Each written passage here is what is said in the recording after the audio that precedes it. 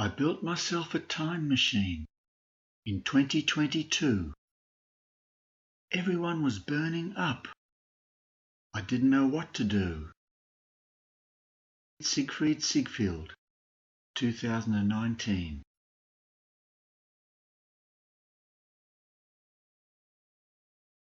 Once upon a time, in a faraway land in the future, there was a little girl called Siegfried Siegfield.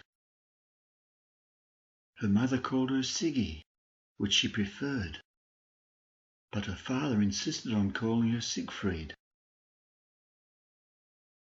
On formal occasions, he would call her Siegfried Siegfield II. He thought that was only right, considering he named her after himself. Now young Siggey was not famous in her own right. Well, not yet, anyway. No, she was famous because she was the daughter of Shirley Siegfield, the celebrity chef, and Dr Siegfried Siegfield Sr., the famous inventor and owner of Siegfield Inventions Proprietary Limited.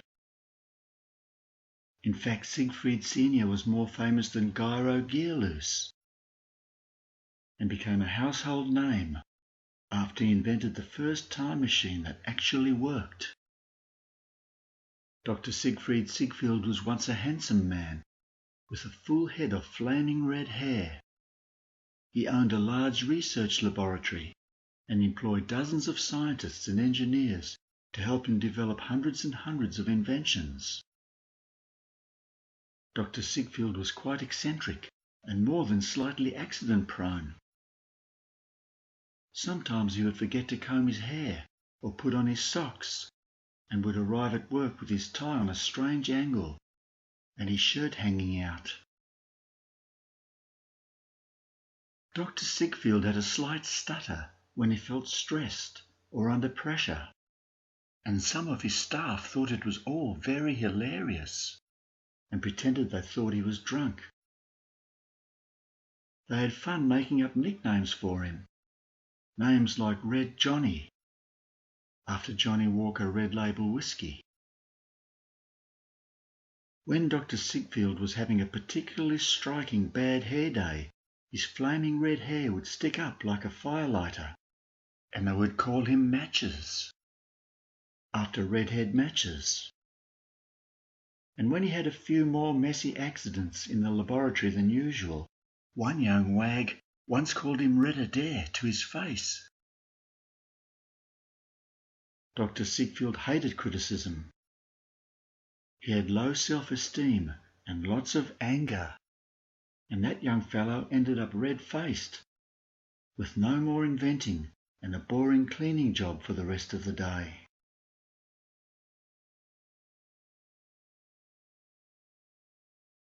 Dr. Sigfield was always experimenting with new ideas. At one stage, he was trying to invent new ways to help people have more fun and excitement in their lives. If he was honest with himself, he was really looking for ways to have more fun for himself. Thousands of excellent games had already been invented. There were countless ball games, chess, card games. The list went on and on.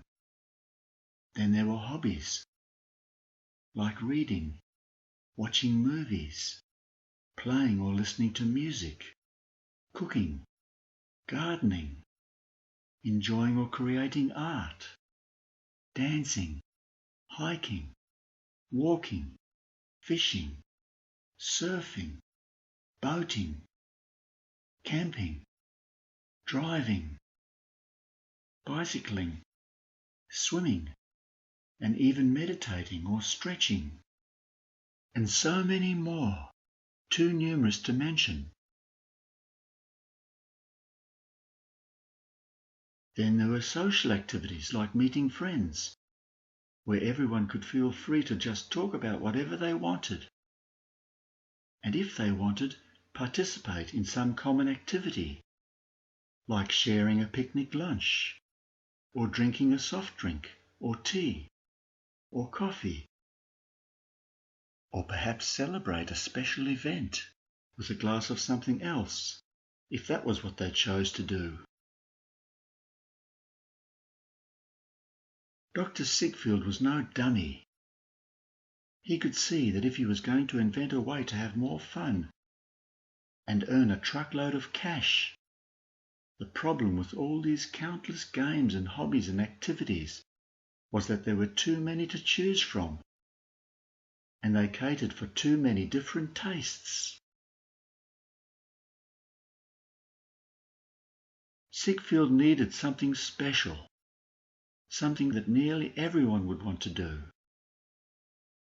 And one day he found it, quite by accident, while working on a new hair tonic designed to make hair thicker.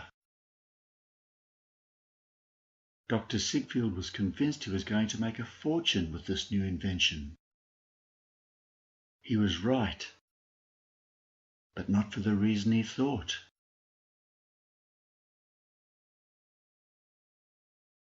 Dr. Sigfield got to work early the next day and mixed up the first batch of his new hair tonic. He'd done a lot of research, and he decided to put in a few traces of cyanide, lead, arsenic, nickel, cadmium, uranium, aromatic oils, and some other substances to add extra aroma. Sigfield knew these substances were all dangerous, even toxic, but he figured that physical contact with these chemicals at these doses was perfectly safe. The only danger he could think of was if they were accidentally swallowed. His hair had been thinning lately, and some of the rude comments that he'd overheard from a few of his laboratory workers had left him traumatized and angry. Until he verified the benefits of his new hair tonic and personally lodged the provisional patent, he would keep his idea secret. Sigfield snuck into the toilets and applied the tonic to his slightly thinning shock of red hair. Then he walked back into the laboratory and stood near the window to let his buffed-up mop head set and dry in the early morning sun. Sigfield admired his hair in the reflection from the window pane. His mane of red hair looked sensational and actually made him look taller. It looked thicker already, and boy oh boy, would his team be envious when they turned up for work. Straight after start time that morning, a very smug Dr. Sigfield began leading his team on some trials for the development of a new way to fry eggs while still in the shell. This obviously involved a lot of experimentation, and Dr. Sigfield was demonstrating what he wanted the team to do with different Bunsen burner settings. As he leaned forward to turn up the setting, the fresh breeze from a nearby open window blew through his hair and past the Bunsen burner, causing the flame to surge for a moment. A small spark jumped the gap between Sigfield and the flame, and the highly combustive nature of Dr. Sigfield's new hair tonic, in combination with his hair, became very apparent. The entire team, who had only minutes earlier been complimenting a proudly smirking Dr. Sigfield on his nifty new hairdo, was now extremely impressed with the bright red glow emanating from the top of Dr. Sigfield's head. Sigfield gave a nervous gasp, which quickly grew to a gasp of pleasure and satisfaction as he saw everyone admiring his hair with an apparently newfound interest. The gasp caused a sudden sucking of air, which seemed to travel from the open window to his lungs via his smouldering hair. The putrid vapours from the combustible and now combusted chemicals in his now very hot hair tonic singed his throat and burnt both his lungs, turning them from pink to a nasty dark colour that would have made him even more traumatized if only he could see it. But all Dr. Sigfield could see was the admiring looks as his warm hair glowed and let off streams of dirty grey smoke. Dr. Sigfield breathed again and suddenly felt quite ill and rather woozy. The additives in his hair tonic had now got into his bloodstream, and all the different chemicals were causing different reactions. First his heart raced, then it slowed down. He took another breath and felt sick again, but then his lungs seemed to get used to the burning, and he felt better. Sigfield didn't care that he could be permanently damaging his body because of the admiring looks, and because he was having too much fun. After that incident, Dr. Sigfield was completely bald and had to wear a red wig to hide the burn marks. Every day he would soak a new wig in hair tonic, put it on his head and set fire to it. On days when he was feeling angry or stressed or unappreciated or depressed, if he saw someone with their own crop of red hair, or if he was feeling traumatized by having to wear a wig, or tired, or just plain bored, he would set fire to an extra wig or two. It was costing him a fortune, but it was worth it because he knew he was onto something, a new way to look cool and have fun that everyone could do. He just had to come up with a good way to market it. He decided to experiment on his own staff in a blind study where they were the guinea pigs but didn't know it.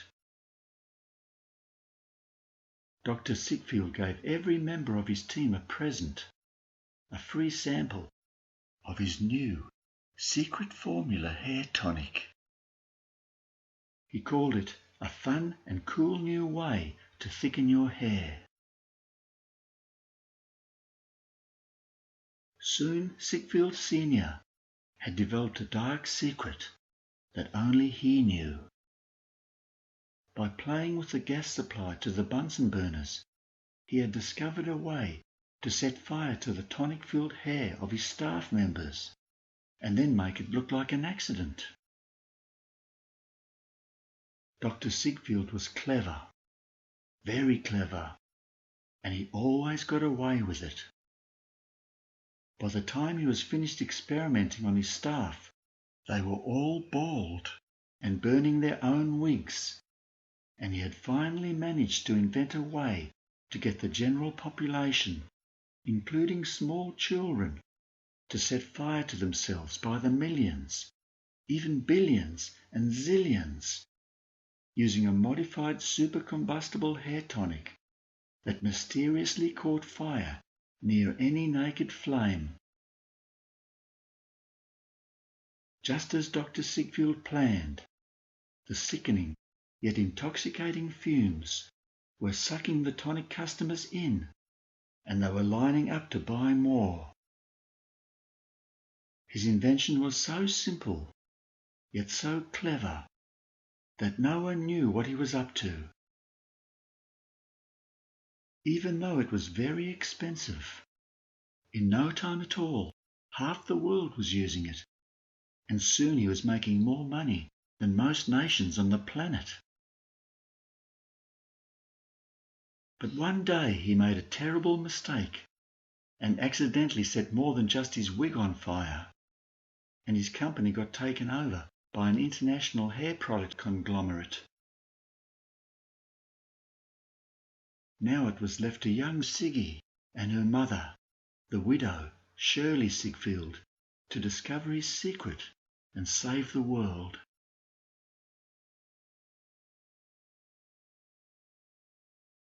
All these Sigfield-inspired fires were starting to cause severe air pollution, not to mention breathing difficulties, and more cases of spontaneous combustion. But at least Dr. Sigfield's nasty invention did have a few upsides. His expensive method of setting fire to people was generating enough tax for the government to fund the extra hospitals needed for those lucky ones who survived the flames. Funeral directors were doing a roaring trade. Businesses were springing up everywhere to help people put out fires, and that was helping the economy. And the fire department chief and all his staff were getting a lot of overtime, with plenty of danger money. But why had people been donating truckloads of money to Dr. Sigfield just so that they could set fire to themselves? Why had so many people lost respect for themselves, their friends, and their loved ones by exposing them to dangerous chemicals? Why were they setting such a bad example to their children? And why had they abandoned their once cherished goal of being happy and healthy? Young Siggey needed to find the answers.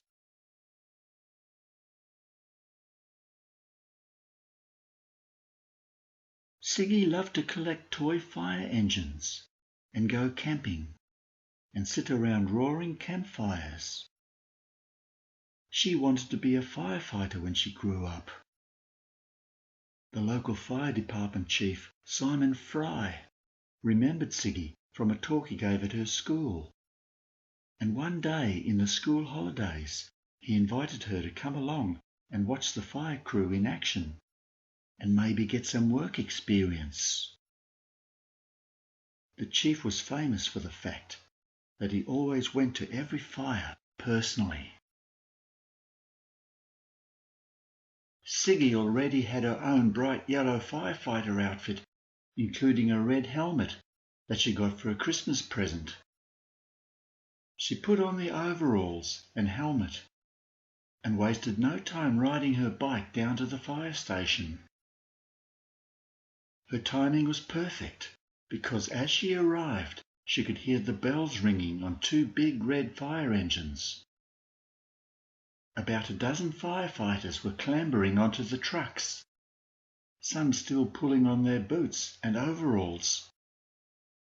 Chief Fry was in the driver's seat of the lead truck and quickly motioned to Siggey to jump in next to him in the front seat. "I saved the best spot for you, Siggey," he yelled over the sound of the loud fire engine bells. "Is this a practice drill, Chief?" asked Siggey. "It's the real thing. We're going to have to go at top speed. We have special permission to go as fast as we think is safe when there's a fire to attend," yelled the chief. "Where's the fire? Can I help fight it?" asked Siggey, who was starting to get excited about the prospect of going to a real fire in a fire engine, and maybe even getting in on the action. "It's on the edge of an industrial estate, and there may be nearby houses in danger. Siggey, this is your first day on the job, and I'm going to have to ask you to stand back until you get some proper training. But if I can find something you can help us with, I'll let you know," replied the chief. "That would be amazing, Chief," said Siggey, who was starting to really enjoy the ride in the speeding fire truck, which was overtaking long rows of cars that had pulled over to let them pass. The fire truck arrived at the scene of a burning factory beside a small house, which had also caught fire. People were standing everywhere, goggling at the spectacle. Siggey was surprised to see the factory was the hair tonic factory previously owned by her father. She held her nose to avoid the horrible smell, but when she breathed in through her mouth, the fumes burnt her throat and made her feel very sick. Siggey took a few steps back to where the air was fresher and watched the chief and his crew rescue two small children from the burning house and then get to work putting out the flames. Siggey noticed the bystanders were happily breathing in the horrible smoke like zombies as they watched the scene and actually seemed to be enjoying it.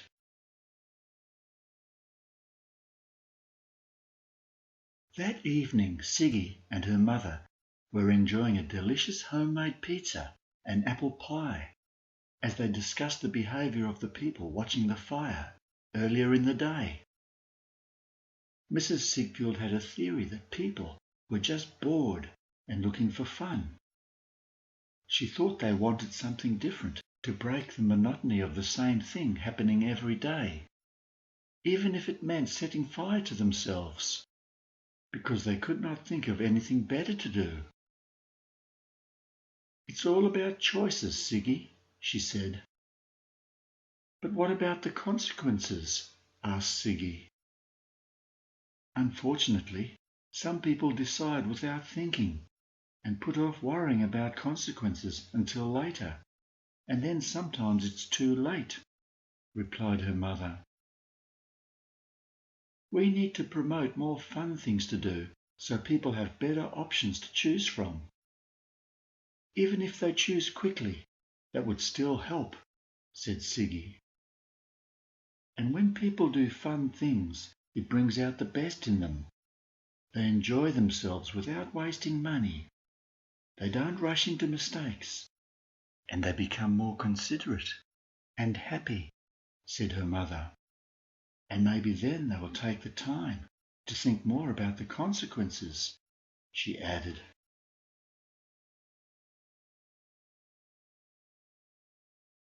Siggey and her mother decided to make a list of ways to help find fun things for people to do instead of setting themselves on fire. Mrs. Sigfield got a few pens and a big sheet of butcher's paper, and they both started writing down anything they could think of. Before long the sheet was full of writing, and they copied out the best ideas onto Siggey's computer. They selected ideas that encouraged people to feel better about themselves and give them a sense of responsibility and appreciation of the feelings of others. The list was not that long. Find a hobby that makes you feel as happy as you would like to be in a completely natural way. Find something fun to do that the whole family can enjoy together and enjoy watching each other having fun. Something that reminds you of how much you love each other. Find at least one enjoyable new thing each day in your job or everyday life that reminds you of the responsibility you have to support, love and nurture both yourself and your family by both your actions and your example. Find ways to remind yourself of all your achievements and how they will help you reach your future achievements. The day after the fire at the hair tonic factory, the fire department chief was at the scene, holding a press conference. Siggey was there as well, standing beside the chief as he gave a description of the devastating fire and the bravery of his crew in saving the two small children in the house next door. He told the reporters that investigations had shown that the fire was deliberately lit, probably by a late-night worker in the factory.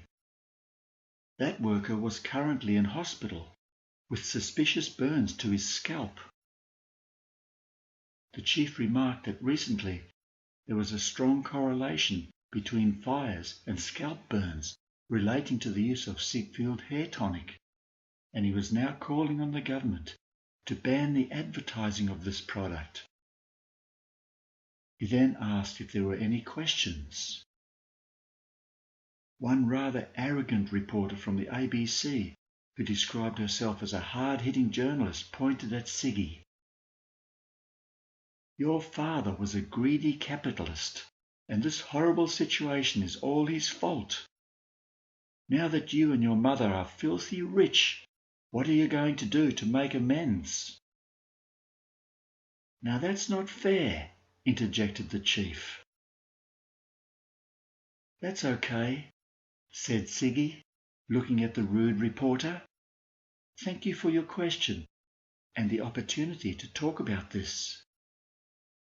I agree the former company, known as Sigfield Inventions Proprietary Limited, has made money by exploiting others, and funds made and now held by the family need to be used to undo as much damage as possible. And the first step is to motivate people to be how they really want to be, to re-establish and achieve the goals that they once promised themselves they would never abandon, and strive to be better people, to make smart decisions, to be happy and healthy, to use their money and resources wisely for the benefit of their families, and to always set a good example to their children. Here are a few things people could think about each day to motivate themselves to be how they want to be. Every day, do something fun with your family. Before making any decision, compare the benefits and the costs to your family. Ask how any decision will teach your children. The reporter looked skeptical.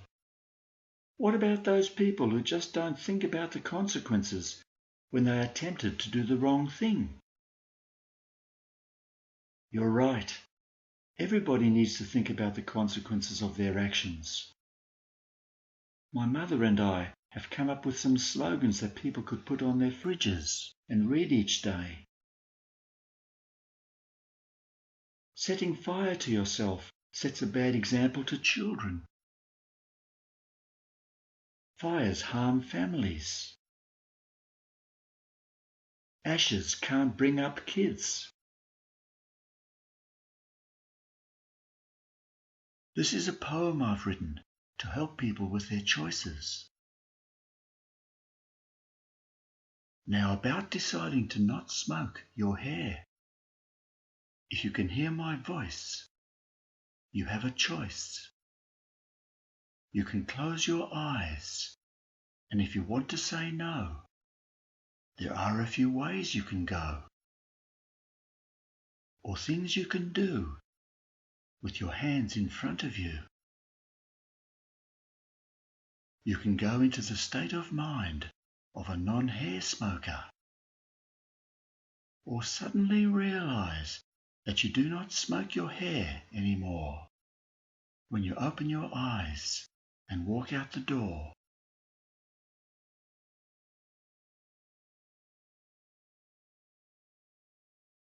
That night, Siggey's comments were broadcast on the evening news of every channel, and she was starting to become famous in her own right. Sales for Sigfield hair tonic plummeted.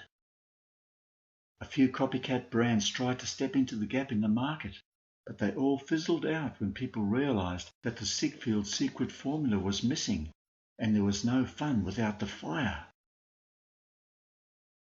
The number of people who enjoyed fresh air was growing quickly, and everywhere Siggey went, she was getting patted on the back for her good work in helping people take back control of their lives. But Siggey wasn't satisfied.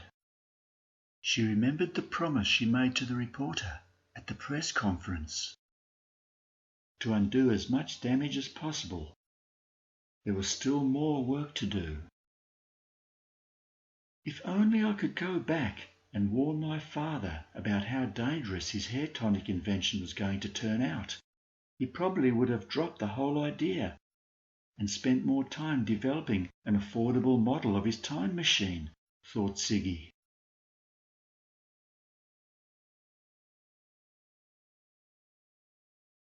The problem with Dr. Sigfield's time machine invention was that not only was the factory prototype too expensive to build, it cost around $1 per time travel minute to run. That's over $500,000 per time travel year, and the same to come back. Siggey made some inquiries and found out that her father had transferred most of the profits from his hair tonic invention into a trust account in the Sigfield family name. The balance in the fund was over $100 million. Siggey spoke to her mother, who agreed to release $1 million to pay for some time travel experiments and keep the remaining amount aside for compensation for the victims of the disastrous hair tonic invention.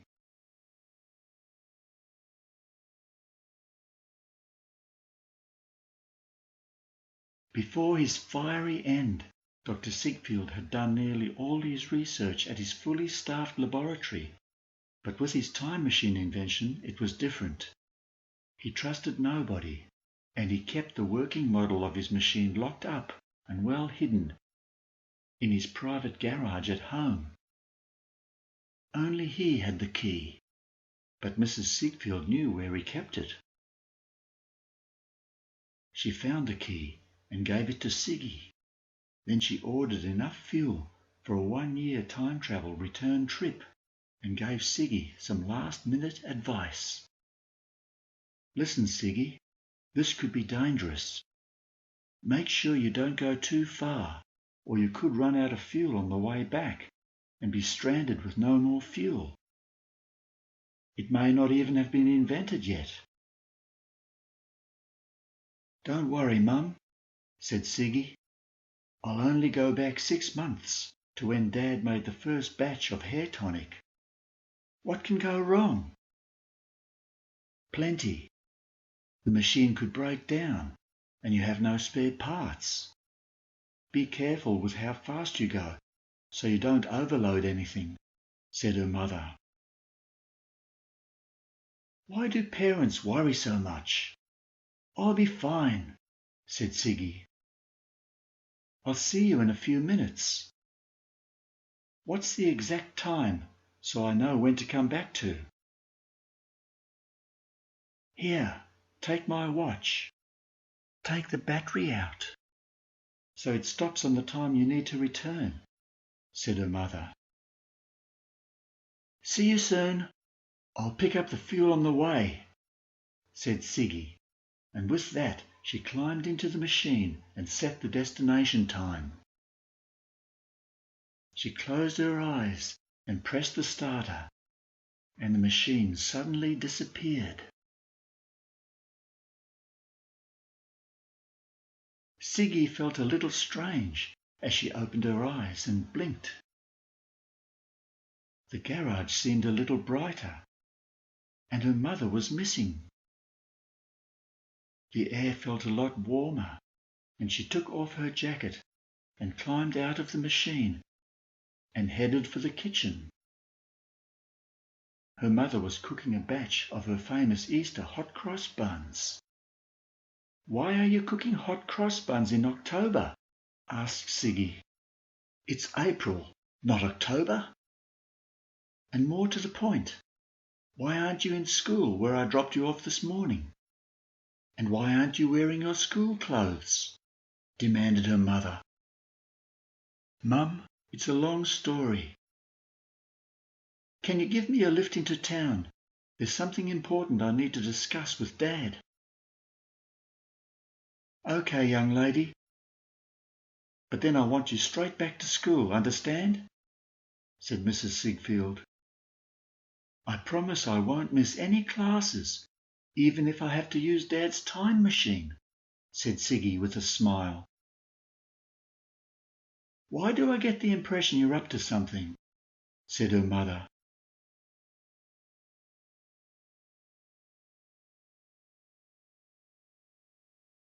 Dr. Siegfried Sigfield looked up in surprise as he saw his daughter come through the door and make her way towards his desk. His slightly thinning bright red hair glistened in the rays of the afternoon sun. Sigfield secretly hoped his daughter would follow in his footsteps and make a career as a scientist and inventor. At the moment she wanted to be a firefighter, but he hoped she would change her mind when she saw how much fun it was inventing things. "What brings you here, young Siegfried II? I suppose you want to see what amazing inventions I've been coming up with lately," he said hopefully. "As a matter of fact, that's exactly why I came. By the way, your hair looks cool today," said Siggey. "That's because the cool breeze blows through it more easily nowadays," joked Sigfield. "So what are you going to do about it? Invent a hair thickener, I suppose?" asked Siggey. "Exactly," replied Dr Sigfield, "and I'm going to spice it up with some heavy metals and oil products to make it super sticky, like glue, so people can style their hair in more fun ways, maybe even sticking straight up or out at right angles if they want to. It should be a lot of fun." "Have you thought about the consequences?" asked Siggey. "This hair thickener sounds highly flammable. What if people working in kitchens, or welders, or scientists with Bunsen burners, or any number of people exposed to naked flames are using the hair thickener, and their hair catches fire? And what if people become addicted to the glue vapours?" asked Siggey. "Young Siegfried, you raised an interesting point," said her father. "This whole idea needs a lot more consideration than I realized. There's no point creating a new product that makes a lot of money if it does more harm than good. I think I'll concentrate on developing one of my other inventions." "Why don't you do some more work on your time machine?" suggested Siggey. "Now there's a good idea. I hope you get to use it someday," said Dr Sigfield. "Thanks, Dad. If I can, I will. I need to go now. I promised Mum I would be back home soon," said Siggey, as she waved to her father and headed back home to the waiting time machine.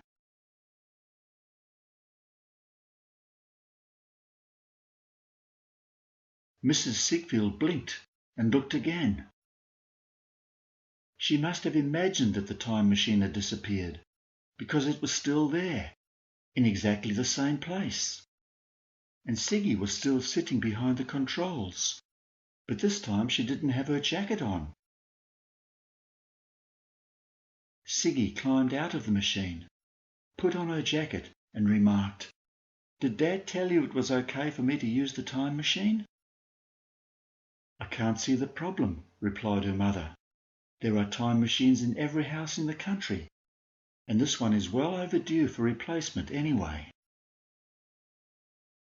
"How is Dad's hair product invention going?" asked Siggey hopefully. "What hair product?"